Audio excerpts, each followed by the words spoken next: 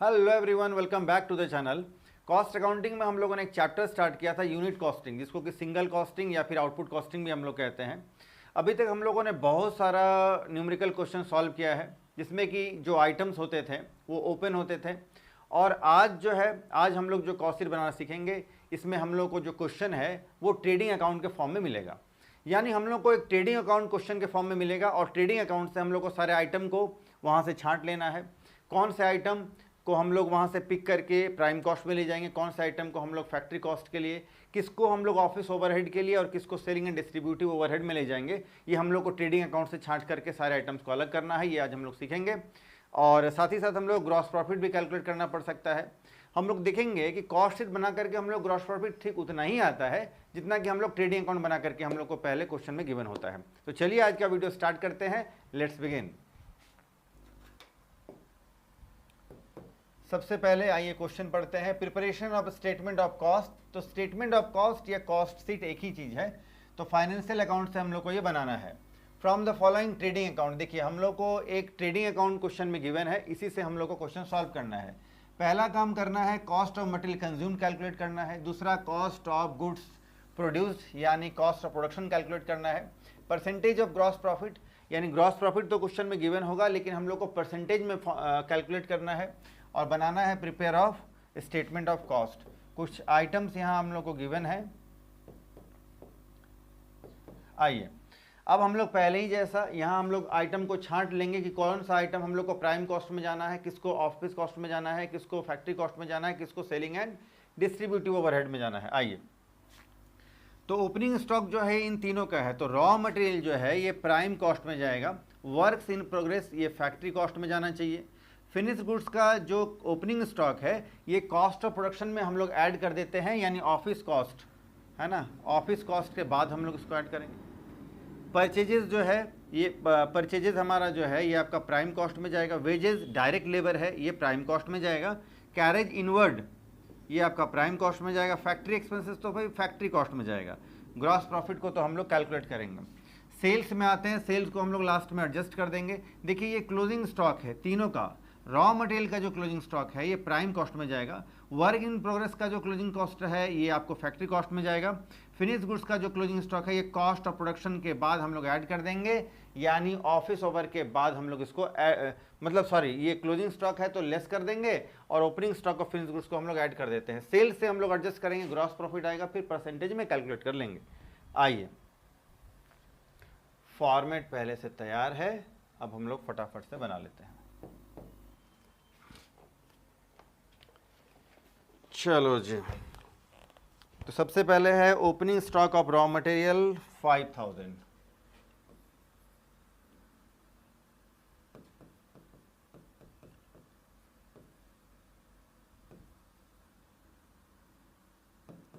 Opening stock of raw material 5000। Purchases है 40000, add करना है इसमें।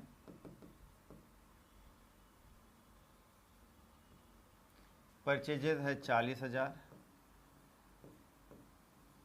2000 है आपका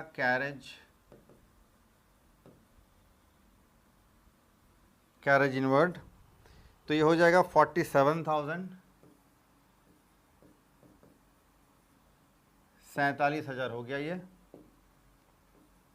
इसके बाद इसमें से हम लोग को लेस कर देना होगा क्लोजिंग स्टॉक। क्लोजिंग स्टॉक किसका? रॉ मटेरियल का। Closing stock of raw material ये आपका है, closing stock of raw material 6000 है।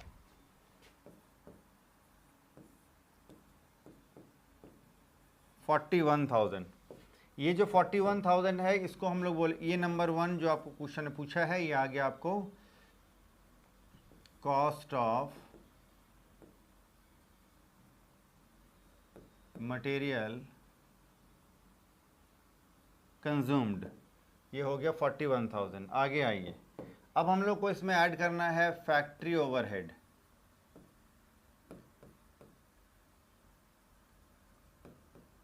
फैक्ट्री ओवरहेड में क्या है? सबसे पहले है फैक्ट्री एक्सपेंसेस। एक ही आइटम है, फैक्ट्री एक्सपेंसेस है।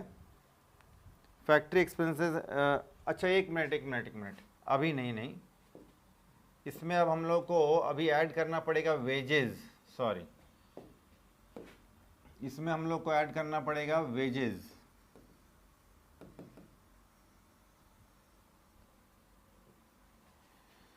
वेजेस है आपका ये 50,000, 50,000 का वेजेस है। ये ऐड करने से हम लोग को 91,000 आ जाएगा। इसको हम लोग बोलेंगे प्राइम कॉस्ट। 91,000 ये हो गया हमारा प्राइम कॉस्ट। ठीक, प्राइम कॉस्ट 91,000। इसके बाद इसमें हम लोग ऐड कर देंगे फैक्ट्री ओवरहेड, यानी फैक्ट्री में होने वाले खर्चे, फैक्ट्री ओवरहेड। एक आइटम आपको दिख रहा होगा फैक्ट्री एक्सपेंसेस, 12,000 ऐड कर देंगे। 1,03,000, 1,03,000। ये जो हमारा आ गया इसको हम लोग बोलेंगे फैक्ट्री कॉस्ट, जिसको हम लोग वर्क्स कॉस्ट भी बोलते हैं, फैक्ट्री कॉस्ट, या इसी को आप बोल सकते हैं वर्क्स कॉस्ट। ये हो गया 1,03,000। इसमें अब हम लोग ऐड कर देंगे opening stock of work in progress. Add करना है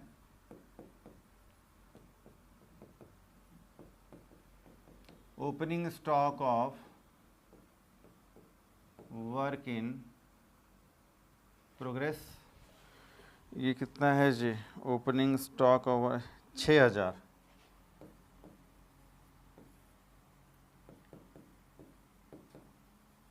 लेस कर देना है इसमें से closing stock of work in progress, जो कि है 5,000। 1,04,000। ये जो आपका 1,04,000 आ गया है, इसके बाद तो इसको हम लोग बोलेंगे कॉस्ट ऑफ ऑफिस में होने वाले खर्चे। तो इसमें कुछ है ही नहीं, तो ऑफिस में होने वाले जब एक्सपेंस है ही नहीं, अच्छा लिख लेते हैं चलो ताकि क्लैरिटी रहे। इसमें अब होना चाहिए आपका ऑफिस ओवरहेड, ऑफिस ओवरहेड, ताकि आपको ये ना लगे कि हम लोगों ने कुछ छोड़ दिया है। तो ऑफिस ओवरहेड क्या है? नील। ऑफिस ओवरहेड ऐड करने के बाद जो अमाउंट आता है, इसको हम लोग बोलेंगे cost of goods, cost of goods या cost of production, cost of production. Number B, ये भी आपसे पूछा था क्वेश्चन में। तो कॉस्ट ऑफ प्रोडक्शन आपका हो गया 1,04,000। इसके बाद अब इसमें हम लोग को opening stock of finished goods को ऐड कर लेना है।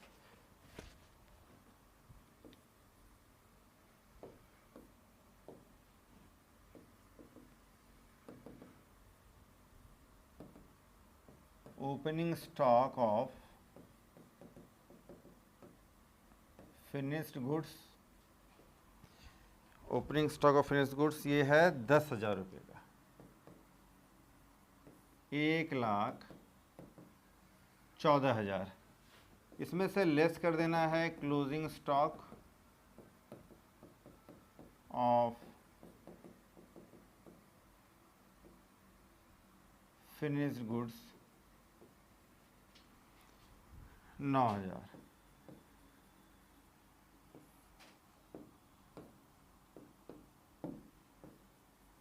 1,05,000। इतना करने के बाद ये जो हमारा आएगा अमाउंट, इसको हम लोग बोलेंगे COGS, यानी कॉस्ट ऑफ गुड्स सोल्ड। यानी जितना का हम लोगों ने माल बेचा है, सेलिंग प्राइस जो भी हो, जितना का माल हम लोगों ने बेचा है, जितना में बेचा है, उसका कॉस्ट आता है 1,05,000। चलो जी,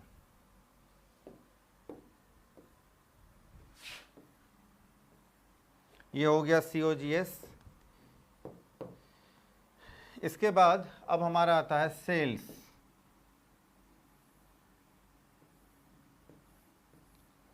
सेल्स